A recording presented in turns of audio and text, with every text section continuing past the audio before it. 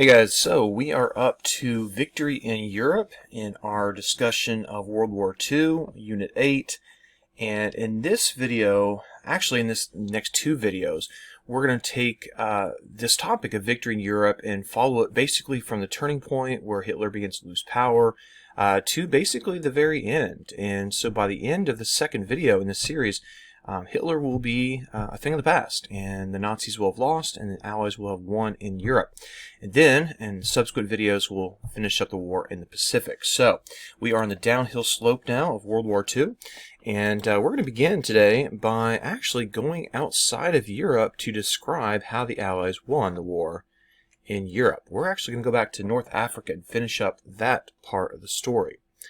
So when we last looked at North Africa and the war in North Africa, we learned that the Allies and the Axis powers are fighting over North Africa, and in particular, the Allies wanted to prevent this body of water right here from falling to Axis powers, and that, of course, was, went past it, the Suez Canal. So right here, that is what the Allies want to protect, the Suez Canal, and that means, of course, protecting Egypt.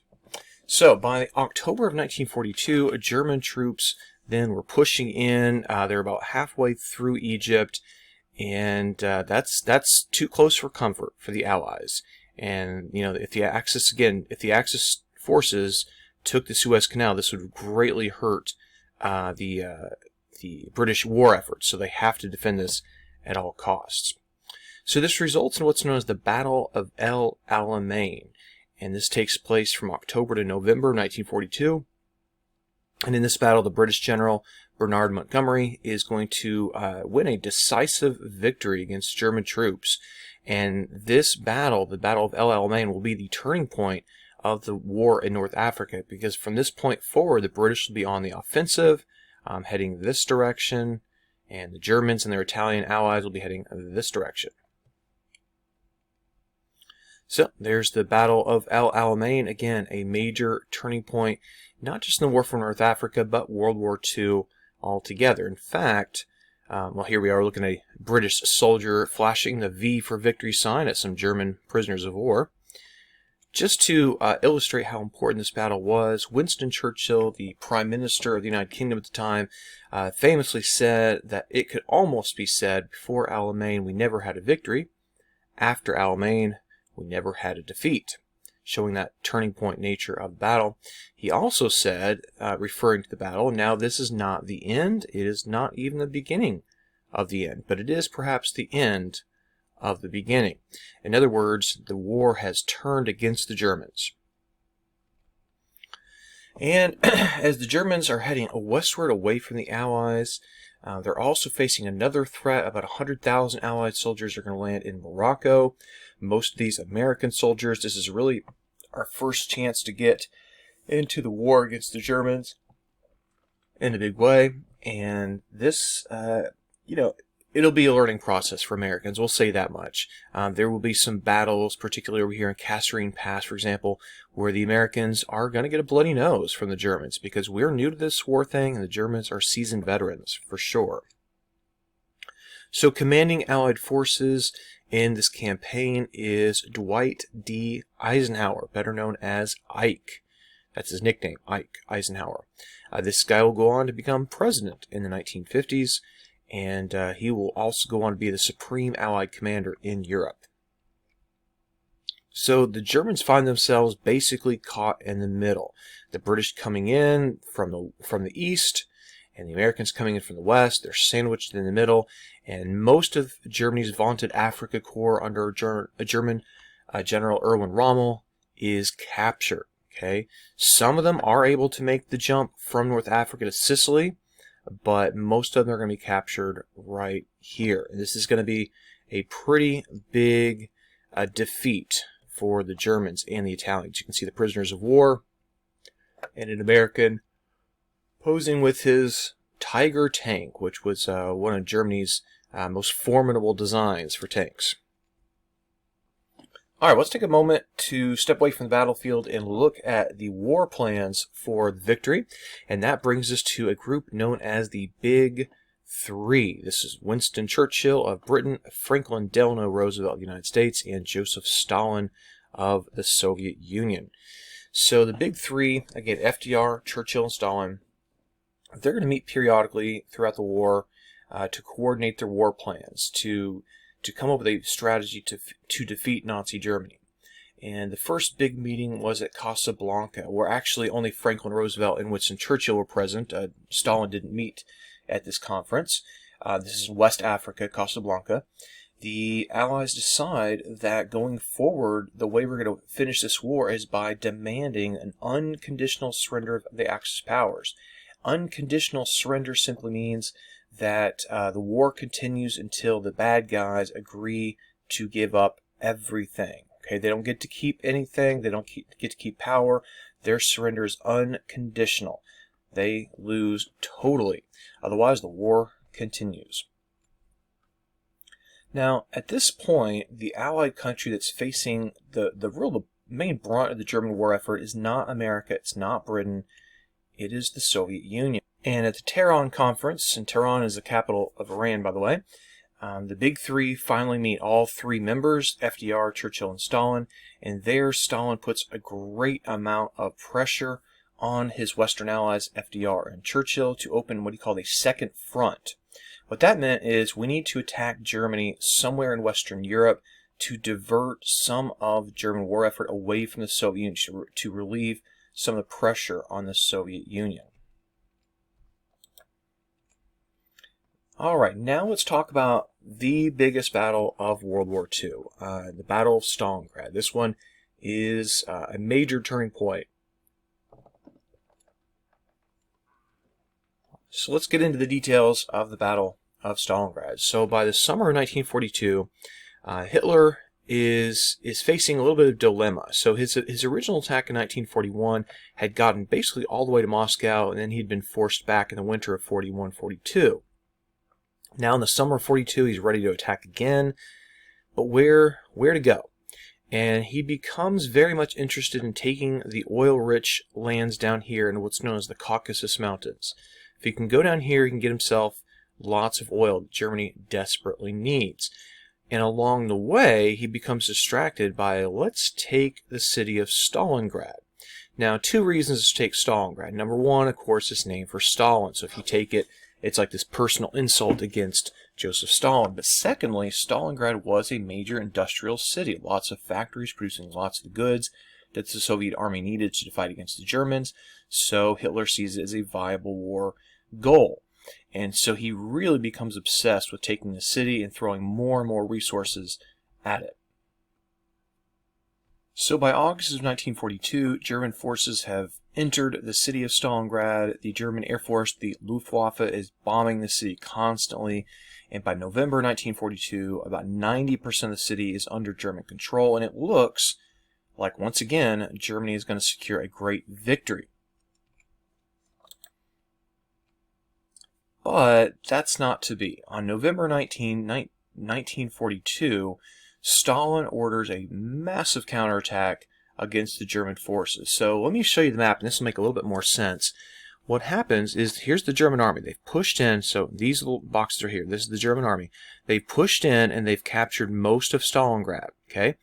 Now, Soviet forces in the red, what they had done is they had gathered on either side of the Germans, and then they rushed around the Germans, okay? Kind of what we call a pincer movement in military tactics. This is basically a blitzkrieg against the inventors of blitzkrieg. And so what happens is German forces find themselves then surrounded by Soviet forces. Okay, so all these red guys, these are Soviet forces, and the Germans are bottled up right around Stalingrad, surrounded. Okay, this is bad news for the Germans. The guy in charge of this offensive is Zhukov, General Georgy Zhukov, the guy who had saved Moscow in December of 1941. Here he is now leading the great offensive against the Germans at Stalingrad. So Hitler's forces are surrounded. They're running low on everything they need, like food, medicine, ammunition. Would Hitler allow them to surrender to save their lives? That's the question. And the answer is no, they won't. So German forces try to break out of their encirclement, but they fail. They're fighting desperate house-to-house combat in Stalingrad, losing soldiers left and right. Again, they're running low on everything, and Hitler tells them to fight to the last man. And the German commander decides that that's a foolish strategy, and so by February 1943, the German 6th Army surrenders.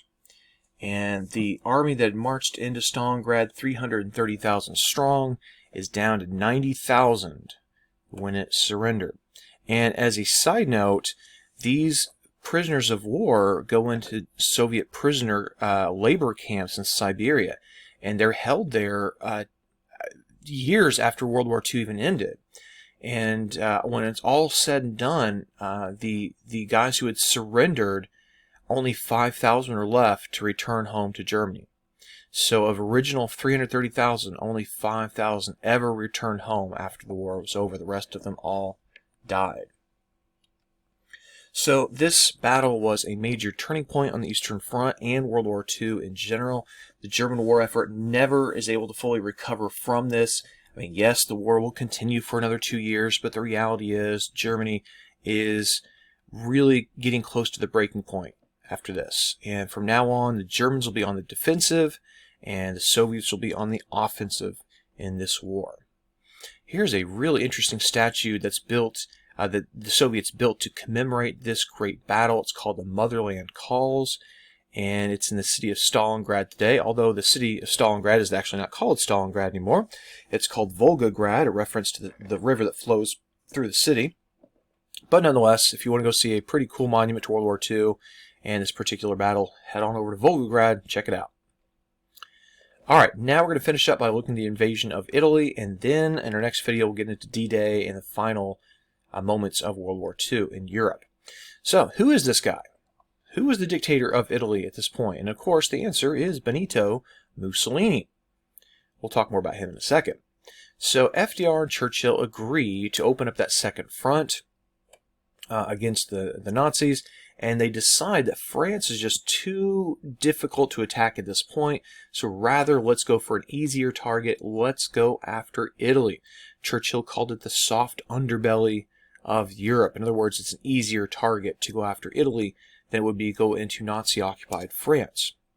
So the Allied armies jumped from North Africa to Sicily, and then from Sicily on to the mainland and marched up the boot. Now, a particular general who's making a name for himself in this campaign is General George S. Patton Jr. He was a larger-than-life figure. He wore 2 revolvers, one on each hip. Real tough-talking and swaggering kind of guy. Just a lot of personality and certainly a lot of ego in this general. But he turned out to be a fantastic battlefield commander.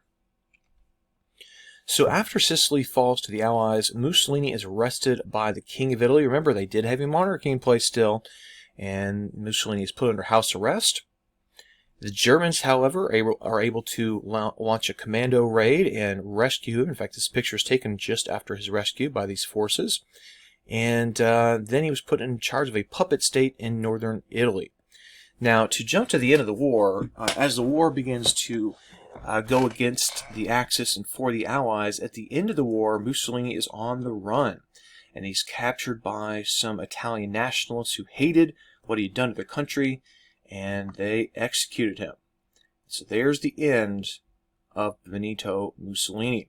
Now, this took place on April 28th, 1945, again, as the war was ending, and word of this kind of treatment to Mussolini helps influence Hitler's later decision to take his own life so that he doesn't wind up in this position, which we'll talk more about in the next video. Alright, so by September 1943, the Allies have invaded the mainland, the Italian government surrenders, and the Italians are out of the war. Alright, so one of our 3 Axis powers, done. Does that mean the war in Italy ends, though? And the answer is definitely not, okay?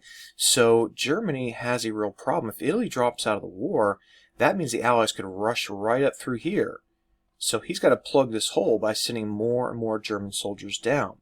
So Germany sends forces down to Italy, and they build these defensive lines that the Allies have to fight their way through. And this becomes almost like World War I style trench warfare, of brutal battles that gained very little ground. The Germans use the rugged terrain to the best advantage they can, and Allied bodies just pile up as they fight their way up the boot of Italy. You can see just a couple of images from the battle. You can see again how rugged the terrain is and how this would be great for defenders and very difficult on the attackers. So Rome falls to the Allies on June 4th, 1944, but that does not mean the war ends. The Allies will be fighting in Italy all the way until the end of the war in the spring of 1945. There's the Colosseum in Rome. Some German soldiers here firing their mortar. Alright, so that, guys, is it. We covered all this ground today. We talked about the Battle of Alamein, the turning point in the war in North Africa. We looked at FDR, Churchill, and Stalin as the big three who decided what to do in the war. Stalingrad was the big turning point battle on the Eastern Front, and we learned that Italy dropped out of the war, but the war continued there because the Germans were planning on defending Italy to deny it to the Allies. Alright, in our next video, we will finish the war in Europe and talk about what happens to Hitler in his final days.